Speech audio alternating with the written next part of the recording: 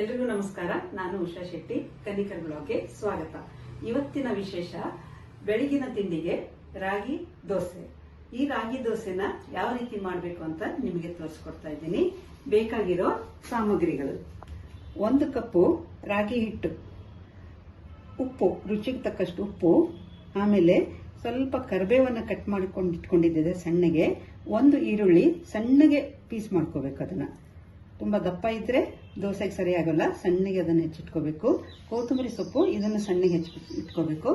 1 spoon ಜೀರಿಗೆ, fry ಮಾಡಲಿಕ್ಕೆ ಎಣ್ಣೆ ಹಾಗೂ ಕಲಿಸ್ಲಿಕ್ಕೆ ನೀರು. ಇಷ್ಟು ಬೇಕಾಗಿರೋ ಸಾಮಗ್ರಿಗಳು. ಈಗ ಮಾಡುವ ವಿಧಾನ: ಮೊದಲಿಗೆ ತವಾ ಕಾಯಲಿಕ್ಕೆ ಇಡೋಣ. ತವಾ ಕಾಯೋವರೆಗೆ ಹಿಟ್ಟನ್ನ ರೆಡಿ ಮಾಡ್ಕೊಳ್ಬಹುದು. ಮೊದಲಿಗೆ ಪಾತ್ರೆಯಲ್ಲಿ ಈ ರಾಗಿ ಹಿಟ್ಟನ್ನ ಹಾಕೊಳ್ಬೇಕು.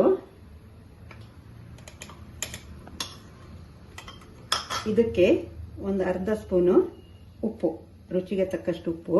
ಆಮೇಲೆ ಇದಕ್ಕೆ ನೀರು, ಸ್ವಲ್ಪ ಸ್ವಲ್ಪ ನೀರು ಹಾಕ್ತಾ ಕಲಿಸ್ತಾ ಹೋಗ್ಬೇಕು. ಗಂಟಿಲ್ದಂಗೆ ರಾಗಿ ಹಿಟ್ಟನ್ನ ಕಲಿಸ್ಕೋಬೇಕು. ಒಮ್ಮೆಲೆ ತುಂಬಾ ನೀರು ಹಾಕಿದ್ರೆ ಕಲಿಸ್ಲಿಕ್ಕೆ ಆಗಲ್ಲ. ನೀರು ಹಾಕ್ತಾ ಕಲಿಸ್ತಾ ಹೋಗ್ಬೇಕು.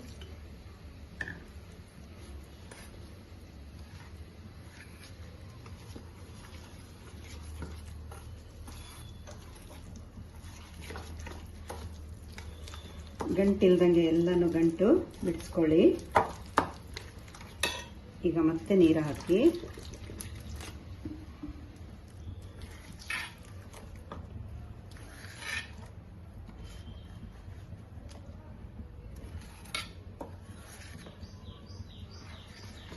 ಬೆಳಿಗ್ಗೆ ಎದ್ದು ಏನ್ ತಿಂಡಿ ಮಾಡಬೇಕು ಅಂತ ವಿಚಾರ ಮಾಡ್ತಾ ಇರುವಾಗ ಏನ್ ಮಾಡಬೇಕು ಗೊತ್ತಾಗಲ್ಲ.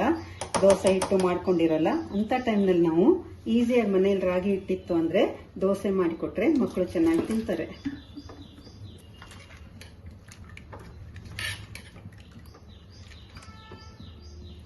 ಈಗ ಇದು ನೋಡಿ, ಯಾವ 1 ಗಂಟೆ ಇಲ್ಲ, ಎಲ್ಲ ಸರಿಯಾಗಿ ಬಿಡಿಸ್ಕೊಂಡಾಗಿದೆ.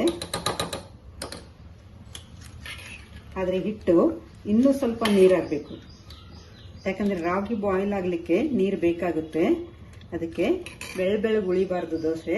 ಇನ್ನೊಂದು ಸ್ವಲ್ಪ ನೀರು ಹಾಕೊಂಡು, ನೀರು ದೋಸೆಗೆ ಯಾವ ರೀತಿ ನಾವು ಹಿಟ್ಟನ್ನು ಕಲಿಸ್ಕೊಳ್ತೀವಿ ಆ ಹದದಲ್ಲಿ ನಾವು ಈ ಹಿಟ್ಟನ್ನ ಕಲಿಸ್ಕೊಳ್ಬೇಕು. ನೋಡಿ, ಇಷ್ಟಿದ್ರೆ ಆಯ್ತು, ಕರೆಕ್ಟ್ ಆಗಿದೆ. ಇನ್ನ ಈ ಹಿಟ್ಟಿಗೆ ಇಲ್ಲಿ ಇಟ್ಕೊಂಡಿರೋ ಜೀರಿಗೆನ ಸ್ವಲ್ಪ ನಾವು ಸ್ಮೆಲ್ ಬರ್ಬೇಕಂದ್ರೆ ಹಿಂಗೆ ತಿಕ್ಕಿ ಹಾಕೊಂಡ್ರೆ ಚೆನ್ನಾಗಿ ಸ್ಮೆಲ್ ಬರುತ್ತೆ. ಜೀರಿಗೆ ಹಾಕೋಣ. ಅದ್ರ ಜೊತೆಗೆ ಈರುಳ್ಳಿನ ಸ್ವಲ್ಪ ಹಿಂಗೆ ಕ್ಯೂಚ್ ಹಾಕಿದ್ರೆ ಸ್ಮೆಲ್ ಚೆನ್ನಾಗಿ ಬರುತ್ತೆ. ಅದ್ರ ಜೊತೆಗೆ ಕೊತ್ತಂಬರಿ, ಕರಿಬೇವು ಎಲ್ಲನ್ನು ಹಾಕಿ ಚೆನ್ನಾಗಿ ಮಿಕ್ಸ್ ಮಾಡ್ಕೊಳ್ಳೋಣ. ಈಗ ಹಿಟ್ಟು ರೆಡಿ ಆಯಿತು. ಇದನ್ನ ಯಾವ ರೀತಿ ದೋಸೆ ಮಾಡಬೇಕು ಅನ್ನೋದನ್ನ ತೋರಿಸ್ತೀನಿ, ಬನ್ನಿ. ಈಗ ಚೆನ್ನಾಗಿ ತವಾ ಕಾಯ್ದಿದೆ. ಇದಕ್ಕೆ ಮೊದಲು ಎಣ್ಣೆ ಹಾಕೊಳ್ಬೇಕು. ತವಾಗ ಎಲ್ಲ ಬದಿಯಲ್ಲಿ ಹತ್ತೋಂಗೆ ಎಣ್ಣೆ ಹಾಕೊಳ್ಳಿ. ಇದೆಲ್ಲ ಕಡೆಗೂ ಕರೆಕ್ಟಾಗಿ ಸಿಡಿಬೇಕಂದ್ರೆ ಒಂದು ಹನಿ ನೀರು ಹಾಕಿದ್ರೆ ಎಣ್ಣೆ ಸವರ್ಕೊಳ್ಳುತ್ತೆ. ಇನ್ನು ಇದಕ್ಕೆ ನೀರು ದೋಸೆ ಮಾಡಿದಂಗೆ ನಾವು ಹಿಟ್ಟನ್ನ ಹೊಯ್ಬೇಕು.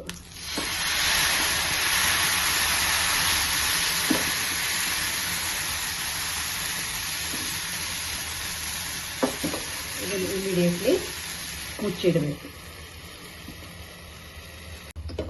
ಈಗ ನೋಡಿ, ದೋಸೆ ಬೆಂದಿದೆ. ಆದ್ರೆ ಅದು ಇಷ್ಟು ಬೇಗ ತವಾ ಬಿಟ್ಟು ಬರಲ್ಲ. ಸೈಡಿಗೆ ಸ್ವಲ್ಪ ಎಣ್ಣೆ ಹಿಂಗೆ ಹಾಕಿ, ಆಮೇಲೆ ಬೇರೆ ದೋಸೆ ಬಂದಂಗೆ ಇದು ಬೇಗನೆ ಮೇಲೆ ಎದ್ದು ಬರಲ್ಲ. ಒಂದು 2 ನಿಮಿಷ ಇದನ್ನ ಚೆನ್ನಾಗಿ ಫ್ರೈ ಆಗಲಿ. ತಾನಾಗೆ ಸೈಡ್ಸ್ ಬಿಟ್ಟು ಬರ್ತಾ ಇದ್ದ ಮೇಲೆ ನಾವು ದೋಸೆ ತೆಗಿಬೇಕು. ಈಗ ನೋಡಿ, ಈ ದೋಸೆ ಸೈಡ್ಸ್ ಬಿಟ್ಟು ಹೇಳ್ತಾ ಇದೆ. ಇದನ್ನ ಫೋಲ್ಡ್ ಮಾಡಿ ತಟ್ಟೆಗೆ ಹಾಕೊಳ್ಳಿ.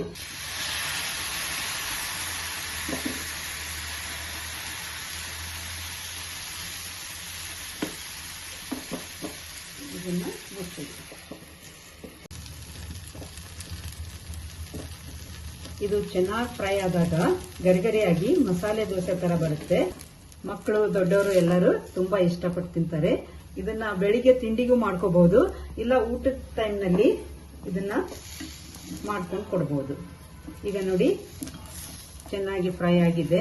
ಇದನ್ನ ಈ ರೀತಿಯಾಗಿ ಫೋಲ್ಡ್ ಮಾಡಿ ತಟ್ಟೆಗೆ ಹಾಕಿ ಸರ್ವ್ ಮಾಡಿ. ಇದಕ್ಕೆ ಒಂದ್ ಸ್ವಲ್ಪ ಮೊಸರು ಹಾಗೂ ಚಟ್ನಿ ಪುಡಿ ಹಾಕೊಂಡು ತಿಂದ್ರೆ ತುಂಬಾ ಚೆನ್ನಾಗಿರುತ್ತೆ. ನಿಮ್ಗೆ ಬೇಕಂದ್ರೆ ಚಟ್ನಿನೂ ಮಾಡ್ಕೋಬಹುದು, ಕಾಯಿ ಚಟ್ನಿ ಮಾಡಿದ್ರು ಚೆನ್ನಾಗಿರುತ್ತೆ. ಇದು ಮನೆಯಲ್ಲಿ ಮಾಡಿರೋ ಶೇಂಗಾ ಚಟ್ನಿ ಪುಡಿ, ಶೇಂಗಾ ಬೆಳ್ಳುಳ್ಳಿ ಹಾಕಿ ಮಾಡಿದ ಚಟ್ನಿ ಪುಡಿ. ಇದನ್ನು ಸಹಿತ ರೆಸಿಪಿ ನಿಮ್ಗೆ ಬೇಕಂದ್ರೆ ನಾನು ಇನ್ನೊಂದು ವಿಡಿಯೋದಲ್ಲಿ ತೋರಿಸ್ತೇನೆ. ತುಂಬಾ ಚೆನ್ನಾಗಿರೋ ರಾಗಿ ದೋಸೆ ಚಟ್ನಿ ಪುಡಿ ಬೆಳಗಿನ ತಿಂಡಿಗೆ ರೆಡಿಯಾಗಿದೆ. ದೋಸೆ ಫ್ರೈ ಮಾಡುವಾಗ ನಾವು ಹೆಚ್ಚು ಎಣ್ಣೆನೂ ಹಾಕಿಲ್ಲ.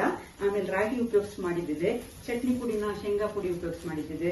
ಇದು ಮೊಸರು, ಇದೆಲ್ಲ ಒಂಥರ ಡೈಟ್ ಐಟಮ್ ಇರೋದ್ರಿಂದ ಡೈಟ್ ಮಾಡೋರು ಸಹಿತ ಇದನ್ನ ತುಂಬಾ ಸುಲಭವಾಗಿ ಈಸಿಯಾಗಿ ಮಾಡ್ಕೋಬಹುದು. ಈ ವಿಡಿಯೋ ನಿಮ್ಗೆ ಇಷ್ಟ ಆದರೆ ಲೈಕ್ ಮಾಡಿ, ಶೇರ್ ಮಾಡಿ, ಕಾಮೆಂಟ್ ಮಾಡಿ, ಸಬ್ಸ್ಕ್ರೈಬ್ ಮಾಡಿ. Thank you.